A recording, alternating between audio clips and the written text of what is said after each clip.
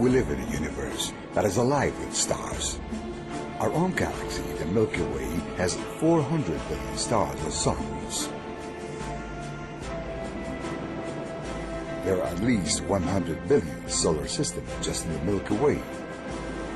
And there are billions of galaxies like ours. The Earth is like a tiny grain of sand on a huge celestial beach, and this isn't the only beach. Why would there only be life on Earth? MC Castepol presents. Hola amigos, soy Sixto Paz. Hi my friends, I'm Sixto Paz Wells. I was born December 12, 1955 in Lima, Peru. My father used to research UFOs before I was born, so I was raised in an environment where the subject was common. In fact, my father used to teach my brothers and me, when we were boys, to think that it would be impossible that there would be life only on Earth. He said it would be very strange indeed if there were no life beyond this planet. My father, with some friends from the Air Force, created an institute for the study of UFOs. In 1973, he was invited to speak to a yoga group, and I went along with him. I was 17 years old then. While I was there, I met a group of people who were very much into spiritual subjects, although not in a religious way. I liked so much what they had to say that I spent some time with them practicing breathing, relaxation, concentration, and the meditation of Hatha Yoga and Mantra Yoga. The following year, 1974, a report in the most serious and conservative newspaper in Lima, El Diario El Comercio, said it had been discovered that outer space was not a place of deathly silence as believed, and that noises coming from the universe were a cacophonous riot of sounds, some of which might be other civilizations trying to communicate with us across the universe. This interesting report made my father invite Dr. Victor Yáñez from the police hospital in Lima, who held a high degree in masonry and was a member of the Theosophic Society, to lecture on telepathy, or transmission of thoughts across long distances. The doctor said that if people of other worlds were trying to communicate with us, they might not just come in spaceships. They might try to communicate through our thoughts, or astrally, through our dreams. This idea seized my imagination with such force, and when I got home and told my mother and sister what I had heard, we decided to try it out, to play a game where we would try to clear our minds and receive a message from beyond. We sat down at a table with paper and pen and agreed to write down any thoughts that seemed not to be our own, but coming from somewhere else. By doing so, we hoped to detect a possible message.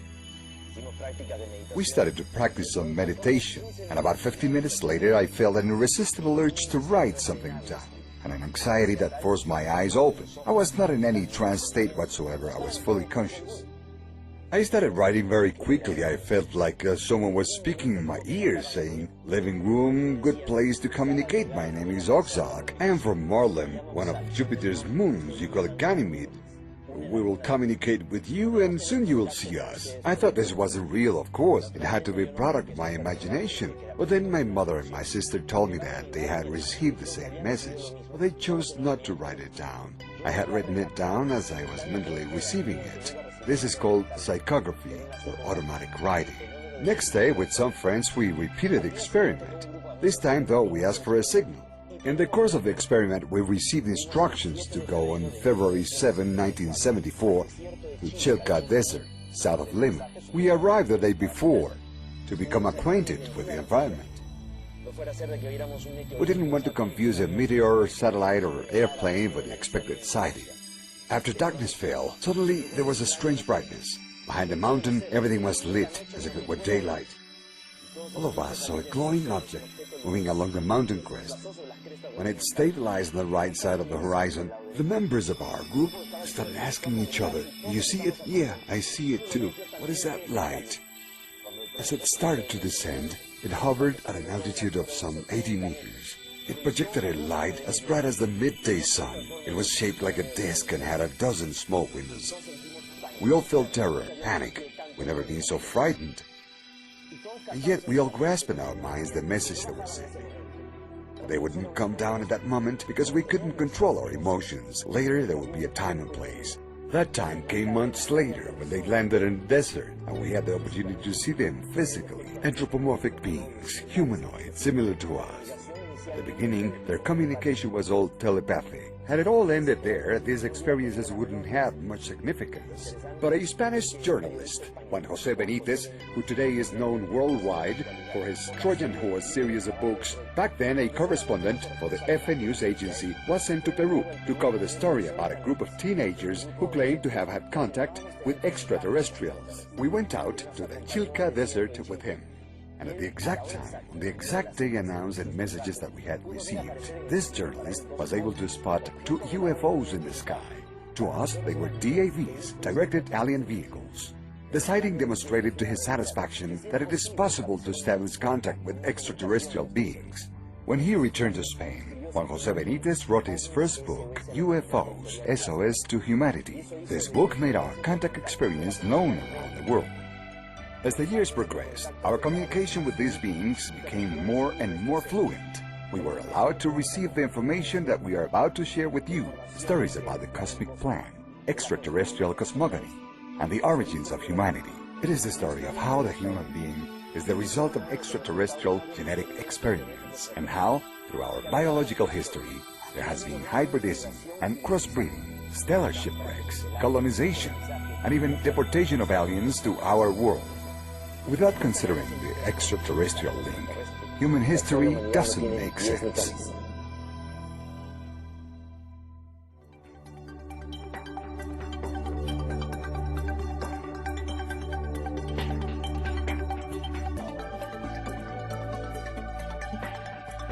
UFOs, our extraterrestrial past, the cosmic plan.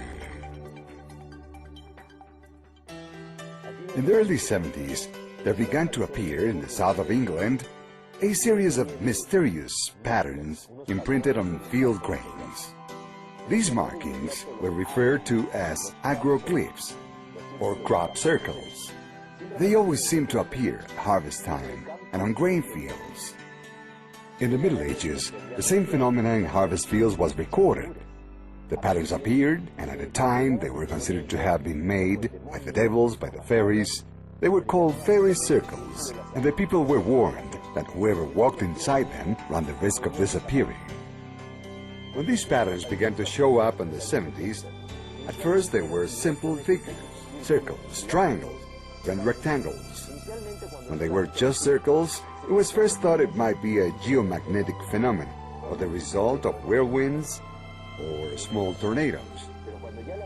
But when the figures started becoming more complex, more beautiful and larger, there was really a compelling interest in investigating them. This interest increased even more when researchers realized that the spikes of grains were folded. They weren't broken.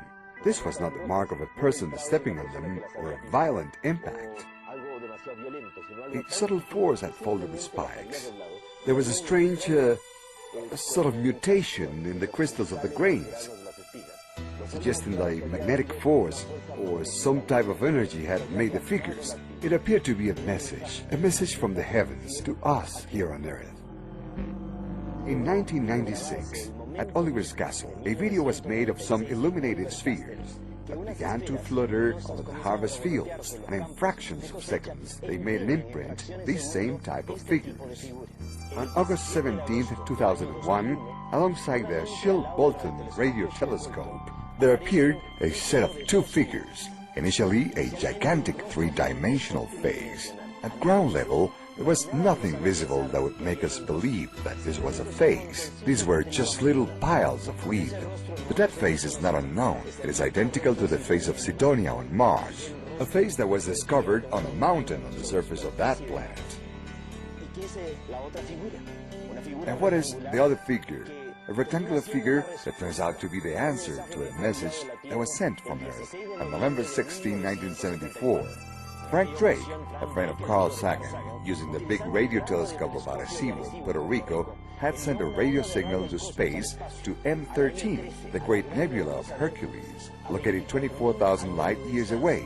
He hoped that at some time some intelligent civilization would receive it and would respond. Radio waves travel at the speed of light. almost 300,000 kilometers per second.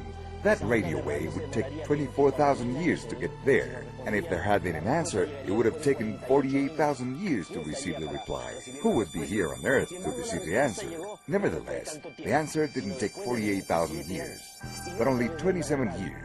And not through radio waves, but through imprints on fields of grain. From the figure, it can be seen clearly that these beings are familiar with the elements of communications that exist here on Earth. In this case, the universal language of numbers, of mathematics. They also knew our components of life. According to the genetic code, there are variations on the father's side. It is mutated or changed. This suggests that they are a sort of transgenic beings, or we are a variation to them. The average height of these beings, at least the ones that appear in this design, is 120 centimeters, small with a big head, like many similar beings that have been observed in different parts of our world. In terms of location in their solar system, counting from their sun, they would be occupying the third and fourth orbits and the moons of the fifth planet.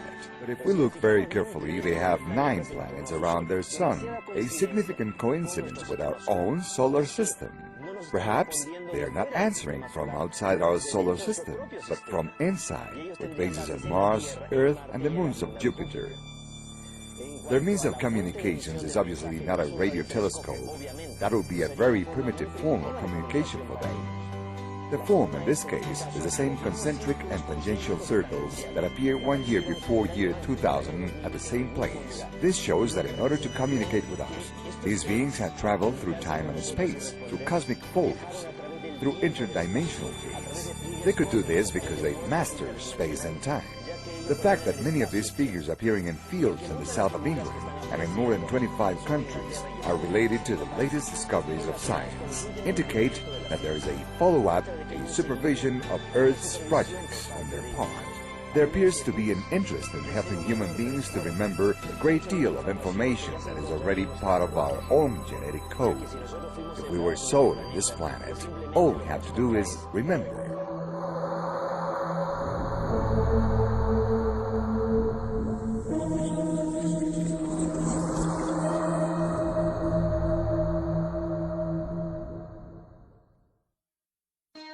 Little by little, scientists have been discovering that there are multiple dimensions, that we are multidimensional beings. We live in a material universe of 7 dimensions, and to act in this material universe, we have 7 bodies. One of them is the dense physical body. Then there is the astral body, which is the one of the emotions and desires, joined to the physical body through an energy umbilical cord known as the silver cord, which is broken when a person dies. The third vehicle is the lower mind, which is the one of the character and personality. When a person dies, the physical body dies, the astral body dies, and the character and personality die along with them. The fourth vehicle is the superior mind, the entity with our psychic faculties, our extrasensory capacity. The fifth vehicle is the soul, the gathering place of our experience in past lives. The sixth vehicle is the spirit, which is our consciousness. The seventh vehicle is the essence. There are 7 bodies to act in the 7 dimensions of this material universe. Beyond the 7th dimension, like music in a superior octave, there is a universe parallel to this one, not a material one, but a mental universe, and the beings that originate there are the ones we know as angels, archangels, thrones, principalities, cherubs, seraphim, powers, dominations. That mental universe corresponds to the 8th, 9th, and 10th dimensions. And beyond those, starting in the 11th dimension, there would be a 3rd universe that is spiritual. The spiritual universe would have created the mental universe. The mental universe would have created the material universe. So God would not have created us directly, but through intermediate hierarchies, acting through a group of ultra-terrestrial beings, beings from the mental universe, which we know as Jello, the Shining Ones, the Sons of God. The first civilization to emerge from this last creation had a very auspicious development. In a short time, they advanced a great deal, and they passed very quickly from the first dimension to the second, from the second to the third, and from the third to the 4th dimension of consciousness, which means that as these beings evolved, they were helping other civilizations to evolve. But for those at the head, there came a moment that they became stuck in their own evolution. All of a sudden, Those who were in the fifth and sixth dimensions were not able to continue to advance and make evolutionary progress. Why? The first three vehicles, the physical body, the astral body, and the lower mind, constitute what we know as the material consciousness plane. They connect us through the material plane with the material universe of 7 dimensions. The superior mind, the soul, and the spirit constitute the plane of mental consciousness and connect us through mental consciousness to the mental universe, and with the 3 dimensions of the mental universe, the 8th, 9th, and 10th dimensions. And the 7th vehicle, which we could also divide into 3, will, wisdom, and love, connects us through the spiritual plane with the spiritual universe, which would be the 11th and up. Those civilizations that have reached the 3rd, 4th, 5th, and 6th dimensions of consciousness not only have evolved on the material plane, but also at the level of mental consciousness. They have had a great mental development, but they have become stuck there. They haven't been able to contact the spiritual consciousness, because those who were their guides or teachers were beings of the mental universe. They fostered the evolution and development of the first civilization, this last great creation. So if the pattern and source of reference of the teachings had some limitations, these limitations become evident in the evolutionary development of civilizations. Their evolution process stopped. During the contact experience, the extraterrestrials related how a cosmic gathering had taken place, in which the ultra-terrestrial beings of the mental universe and the Jelle, the creator parents, engaged in a dialogue in order to discuss what mistakes had been made during this last creation. Lucifer, or Luzbel, a very elevated entity of the mental universe, suggested that the mistake was that the evolutionary process was too easy for them, and perhaps not having created the necessary conditions to have an opposition force strong enough to demand maximum effort from these civilizations while they were developing. Lucifer suggested introducing dissociative entities from the mental universe into the material plane to act as demons, making the evolutionary process very difficult. This would re-establish the original rules. But Lucifer thought that they should work with those civilizations that had already been guided by them, and which they had acted directly upon. Those civilizations that were already in the 5th and 6th dimensions of consciousness, and were very close to reaching the 7th dimension, and were about to connect with the creator force. But the other ultra-terrestrials disagreed, saying it was like changing the rules of the game. Just as if we had a son in a military boarding school with rigid discipline. Just 1 year short of his graduation, we put him in a mixed school that is not a boarding school and has no rigid discipline. There is a high probability that he would fail.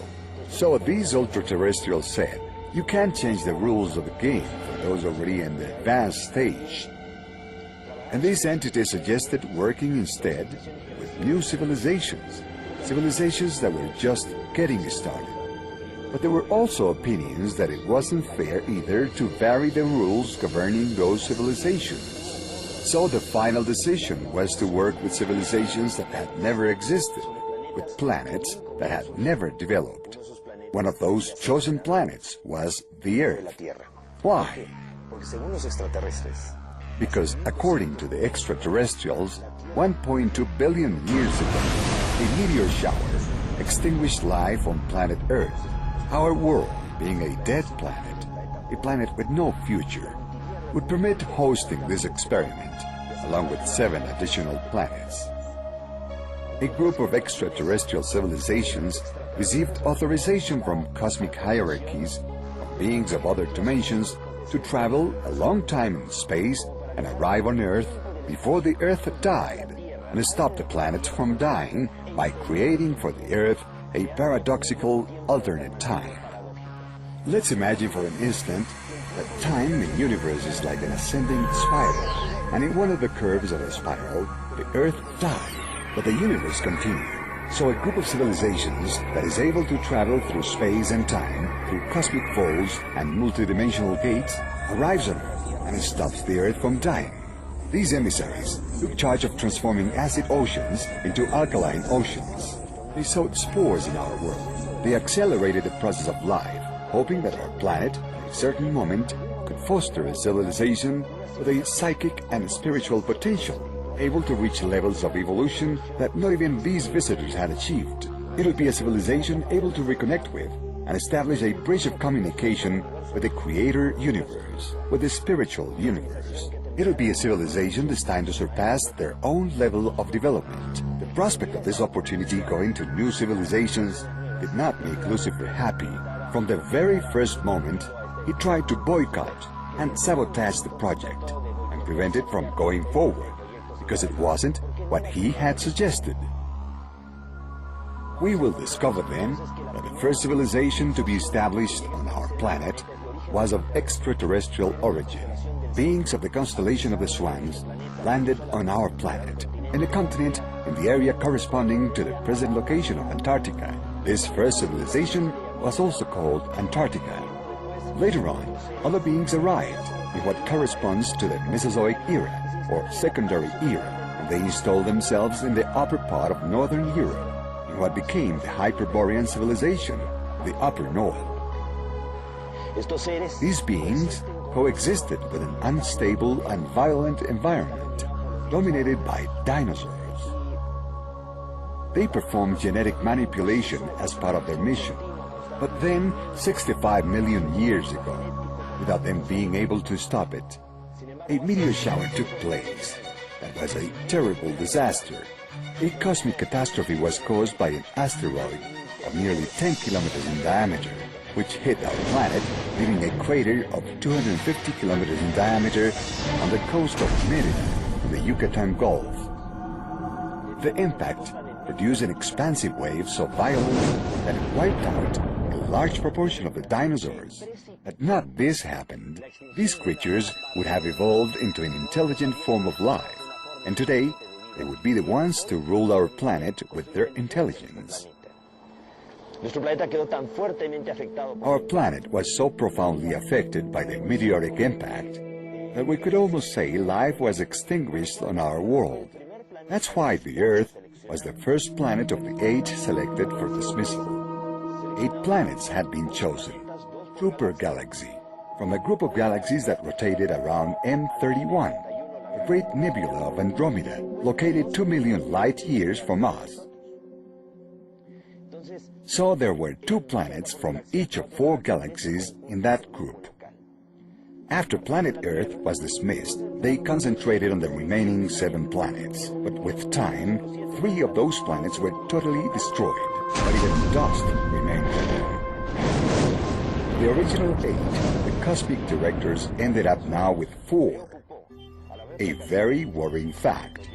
Having the project fail on the other 4 planets, they decided to give a new opportunity to planet Earth. These beings who always travel through space and time for them not being the same as it is for us, came to our world and found out that 80,000 years ago, the Lemurian race, the black race originating from Earth, had evolved to such an extent that they had awakened all their potential, including their extrasensory perception. These human beings were capable of discovering that we were living in an alternate time, different from the real time of the universe, and that time could be crossed. Part of this development resulted from the consumption of hallucinogenic plants, something that the extraterrestrials frowned on. When the extraterrestrials that had dedicated attention to the development of the other 4 planets found out that humanity on Earth was evolving and advancing, but had done it through a process that they considered unworthy, they decided to come here, some 30,000 to 35,000 years ago, and induce a terrible regression in the form of a collective forgetting or global amnesia on the part of humanity. This is mentioned in the Bible in Genesis chapter 11, when it refers to the Tower of Babel. There was an era in history when human beings used to speak the same language. What this means is that we had developed telepathy, extrasensory perception, and we had even been able to construct a ladder to the sky, meaning a connection with the superior, with other realities. And the Bible says that the Elohim were afraid that to the human being nothing would be impossible. So they decided to intervene, to make us forget. That is how 30 to 35,000 years ago, a terrible devolution of the human being was induced in the form of a generalized amnesia, which served to enable the visitors to reassert their own supervision and their control. 25,000 years ago, the beings of two big civilizations, Orion and Pleiades, were sent by the galactic counselors to intervene on our planet as guardians and sentinels. Some of them were beings from Orion, and others were beings of the Pleiades. Not all Orions had a humanoid or anthropomorphic appearance. There were ones with reptilian appearance, specifically the chief of the Orions, who was called Satan, an extraterrestrial, not to be confused with Lucifer, who was an ultra-terrestrial. Over centuries of angelology, the study of angels, so much confusion has developed that sometimes the same name is used to refer to an angel of light or one of darkness, and vice versa. For example, the word Satan, adversary, is used to refer to Lucifer when they are two completely different entities. The Guardians and Sentinels had the idea to evaluate the evolutionary process of humanity. As mentioned earlier, a terrible devolution had been produced, specifically referred to in chapter 11 of Genesis, when it says the Elohim saw that the human beings spoke the same language and that we had been able to build a ladder to the sky, that now nothing would be impossible for us. This ladder obviously wasn't a ziggurat, or a tower, or a pyramid, but a psychic and spiritual connection. So they decided to come here and confuse the languages. They made us forget, and that forgetting was a form of devolution as recorded in the cosmic plan. Then the responsibility of these guardians and sentinels was assigned to Satan, who was a loyal follower of the teachings of Lucifer. Satan took a moment to consider that if the project had failed in the other 7 planets, and that if here the experimenters had lost control of the experiment from the beginning, it could jeopardize the cosmic statu quo, the established order. The best thing to do, he reasoned, was cancel the project and end it so that the experiment would not continue in our world. Not all the Guardians and Sentinels were in agreement with Satan's point of view, and some of them stayed loyal to the cosmic plan, while others turned against it. Thus, a tension and crisis arose among the Guardians, initially on the theoretic level, but subsequently became a real war of the galaxies, whose echoes still resound throughout the universe. The Bible tells of the war between the sons of light and the sons of darkness, the war of the angels. The Mahabharata and the Ramayana talk about the true war of galaxies, with our world as a neutral scenario of their battles. At the end, the leaders of the opposition were subjected to extradition to Earth. They didn't want to come to help us. They were forced to come here. Even though not all the Orions participated with the dissidents, and many of them remained faithful to the cosmic plan, they were replaced by beings of Sitio, a greater clan, who along with the Pleiadians remained as guardians and sentinels. Those Orions who remained loyal were sent to the moons of Jupiter, and they remained there in mining colonies observing our planet, with hopes that someday they could act as planetary instructors and compensate for the damage that their fellows had caused us, or vindicate themselves as a civilization. Those beings that were deported here to the Earth should have changed their attitude, but that didn't happen. From the very first moment, they declared war to the death against humanity, and they tried to keep the cosmic plan from proceeding, so that humanity would not reach a level of evolution that they didn't want, or that they feared that the humans could achieve. They constituted a secret world government, fearsome and negative. These satanic forces started to conspire terribly against humanity. Being accustomed to living for thousands of years outside our world, they prematurely became old and died, becoming trapped in a fourth dimension here on our planet. Throughout history, they have influenced many human beings, persons with weak character and weak will. They connected these persons to politics, religion, and economy, to the leadership of the military, and to fashion and music, in order to sow worldwide chaos through these human agents and lead the world to its own destruction. The extraterrestrial beings of this terrifying and negative planetary regime are the ones who also somehow had influence over the Pleiadians to commit the serious transgression of having sexual relations with human beings on Earth. It was Semyasis, the boss of the 200 Pleiadians, who had sexual contact with the human beings.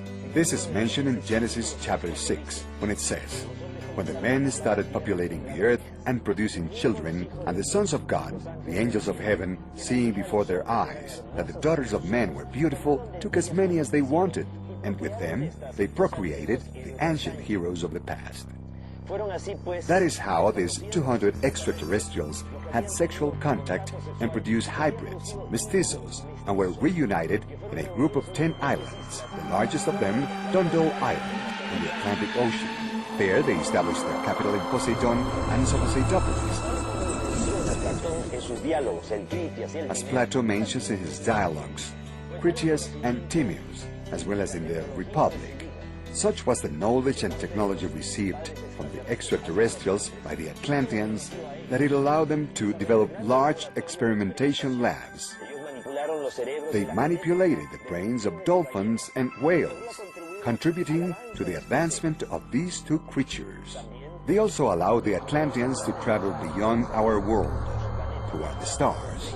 They had the intention of establishing colonies on Malek, Terma, Yoma, a planet that would have existed between Mars and Jupiter, and they would use Mars as a springboard to get there, because this would permit the Atlanteans to get far away from the evolutionary process of their planet and wouldn't affect it.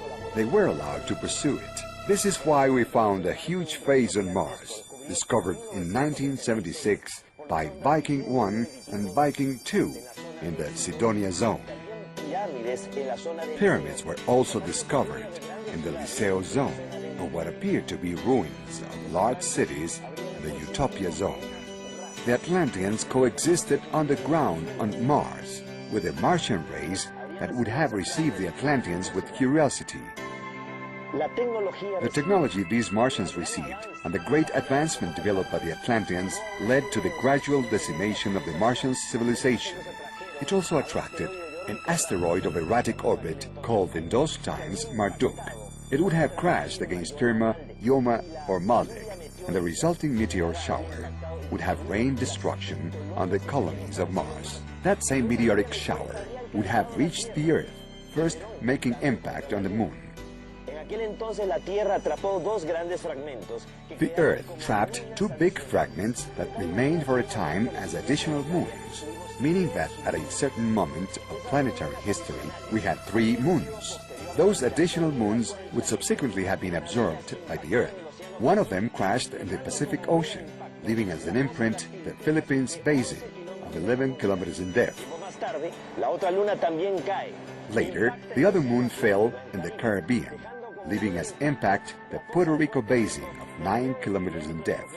This created a zone of magnetic aberration, where the line forces that go from pole to pole tend to curl, forming whirlwinds and vortices of electromagnetic forces that collapse space-time, opening gates to other dimensions.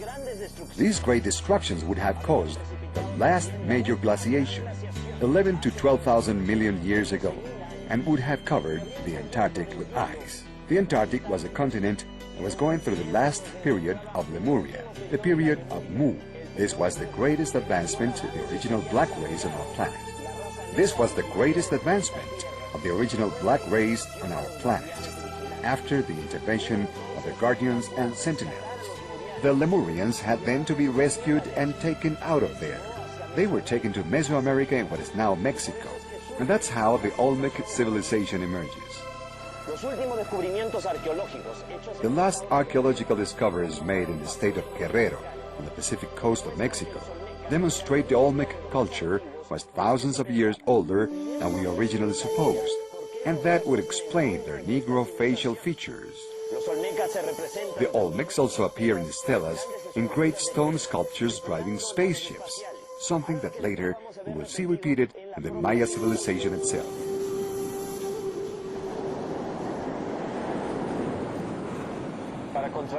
To counteract the nefarious effect of all these negative influences, 32 beings from 32 different civilizations were sent to Earth and landed in the desert of Gobi in Mongolia and founded the mythical Shambhala, the capital of the Dagartha kingdom of the extraterrestrial world.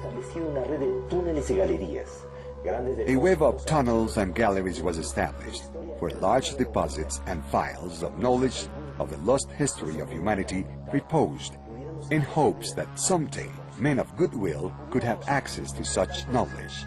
We could all awaken our consciousness and remember the mission that has been assigned to us in the cosmic plan. Learn to love and teach others to love. Love in its supreme exaltation, in its essence.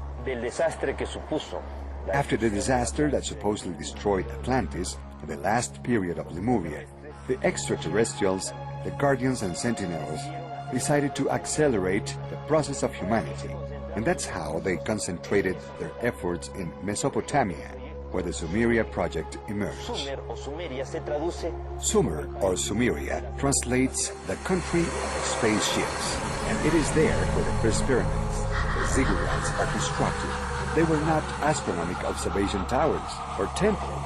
They were towers of ascent and descent for spaceships, just like today we have been able to interpret from the clay tablets written in ideographic symbols and cuneiform that have survived to our days. In the Sumerian era, small city-states emerged where the extraterrestrials decided to work with large collectives of people, giving them instruction and knowledge, but discouraging dependency. The Sumerian civilization achieved a great level of development, and the Sumerians themselves elected the Patesios, the Elsios as representatives of the people to maintain fluent communication with the An, the goddesses of the sky, who would visit from time to time. During each of their visits, a fluid exchange of information and knowledge took place. During each of their visits, a fluid exchange of information and knowledge took place. Back then, the planetary quarantine imposed by the Guardians and Sentinels was not that rigid, allowing not only Ans, the gods of the sky, to arrive here with good intentions to further the cosmic plan, but also the Anunnaki, the sons of the prince, reptile-looking beings connected to Satan and the satanic forces, who from time to time would act in our world in a very negative fashion, trying to conduce the Sumerians to fight against each other. Great wars were incited, and they encouraged very violent developments of peoples like the Sacarios, who ended up exterminating and destroying the Sumerians. The Sumerian project, working on a wide collective group of people, failed, because finally, at the end, dependencies had been created anyway. They were paying too much attention to the return of the Ans. The extraterrestrials, the Guardians and the Sentinels, and the planetary instructors decided therefore to work with an elite group of individuals. They chose for this the Egyptian priestess, heirs of the knowledge of Atlantis, survivors of the Atlantia, who came to Egypt with extraterrestrial knowledge because there were extraterrestrial colonies in Egypt. Survivors of Sumeria settled there, so all that sum of knowledge and information was going to emerge as the great nation of Egypt. When still the rest of humanity was in the Neolithic age, the great Egyptian civilization appears. The great achievements of a civilization never occur at the beginning or the end, but at the height and splendor of development.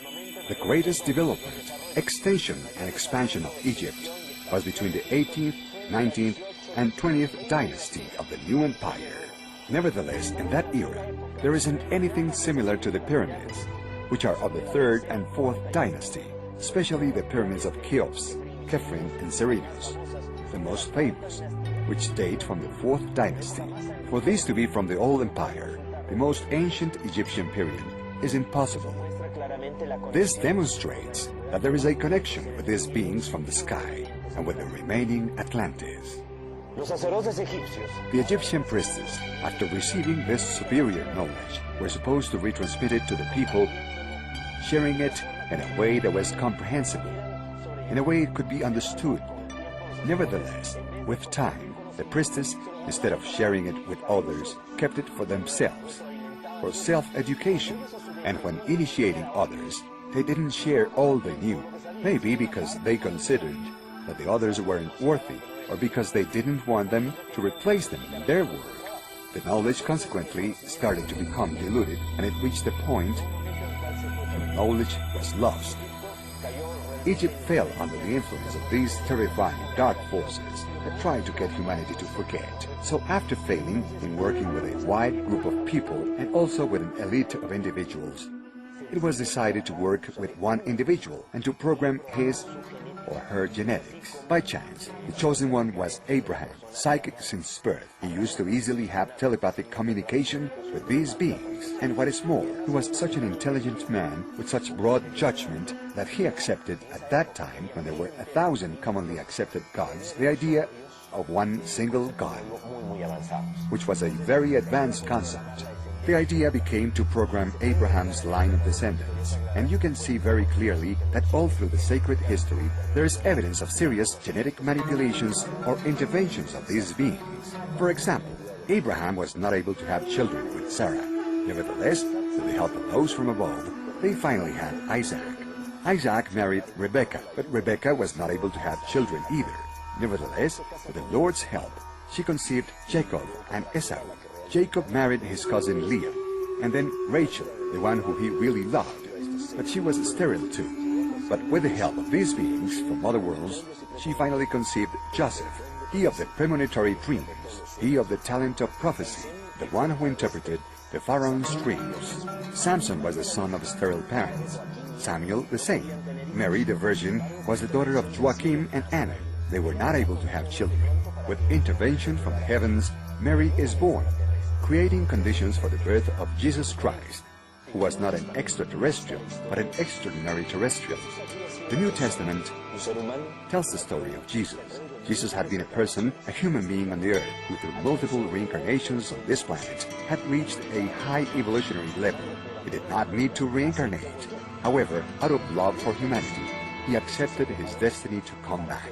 He prepared himself for his 3 years of public life in such a way that a cosmic symbiosis took place in him, a transmigration by which a being from the category of the sons of God, a angelic, a shining one of the creator parents named Michael, fused with him, coexisted with him during those 3 years, keeping him company in the realization of his great mission. What did this great mission consist of? Specifically to teach humanity that love is the strongest force in the universe, capable of overcoming everything and transforming everything, including overcoming death, understanding love as respect, tolerance, and forgiveness among human beings.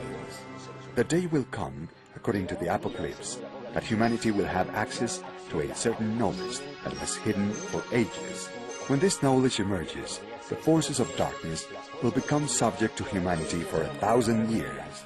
At the end of the 1,000 years, which begin on the 22nd of December, year 2012, a new millennium will start.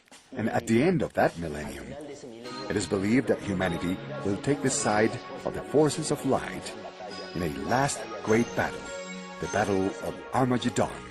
But what would happen if at the moment humanity finds out that we have been victims of a cosmic conspiracy in which extraterrestrials and ultra-terrestrial forces, our creator parents, and even our older siblings have conspired against humanity? What would happen if in that moment, instead of humanity struggling against the darkness, in a supreme act of love we say, "Father, forgive them, for they were mistaken"? They tried to prevent the evolution of man on Earth, and on the contrary, they made man of greater value and greater significance.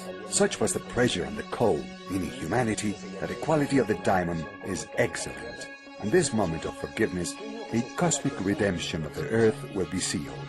What is expected to happen in the following years? Humanity will access knowledge that was hidden. A wealth of information will come to light. Information that has been hidden by the governments and by religions. The enlightenment will be so profound that many people won't be able to resist it. Among the things that humanity is going to discover is that we are in an alternative time, paradoxical, that we are not in real time, and that we are getting closer to a reconnection, a synchronization of times. In the months and years following December 22nd, year 2012, we are going to see a speeding up of psychic potential in dreams and consciousness. Great transformations in the planet will take place at the ecological and climatic levels, including natural catastrophes of tremendous impact. Why? Because the Earth is getting closer to a great planetary labor. The Maya civilization wisely anticipated this. They considered that starting in the year 2003, each year symbolically will be like a month of pregnancy, leading to a great planetary birth. That great labor has been foreseen as taking place between now and December 22nd, year 2012. Will humanity be capable of fulfilling the great mission that it has been assigned? Will we really be capable of all-important moment of cosmic forgiveness? How will we be capable of such a gesture if prior to that we are not able to exercise tolerance and to forgive and accept our family and others the way they are? Today, the terrifying forces are trying to encourage whatever it takes to destabilize our civilization. Racial hate, ethnic hate, religious struggles and confrontations. We are at the most propitious moment in human history to demonstrate a real spiritual level in our striving for unity and diversity. We should emphasize everything that unites us and not what separates us. Remember that we are human beings and our home is planet Earth. A planet predestined to be the light for others, the light of the cosmos. We are not the center of creation, but we are the center of a cosmic expectation. Otherwise, so many extraterrestrial civilizations wouldn't have been coming since immemorial time to our world. We are living the most extraordinary moment of human history, a great defining moment. It is also the time of a great awakening. Either we succeed at passing through these events, or we will simply not achieve the goal. Not a lot of people are needed to change the world. The Hopi Indians, or Pueblo Indians, talked about 144,000 sun dancers who had to remain dancing through a night of darkness to ensure the birth of the next day. The Apocalypse teaches us about 144,000 people who washed their clothes, meaning that they awoke their consciousness. Relatively few people are needed to change the world. What is needed is that all those people who are evolving and growing give their best and remain constant and committed to their process of change. Let's remember that we live in a universe without limits. The only limit is our own ignorance. Don't believe anything you have heard. Think, reflect, but the most important thing is to feel, because the truth is inside of everyone. La verdad está dentro de cada uno.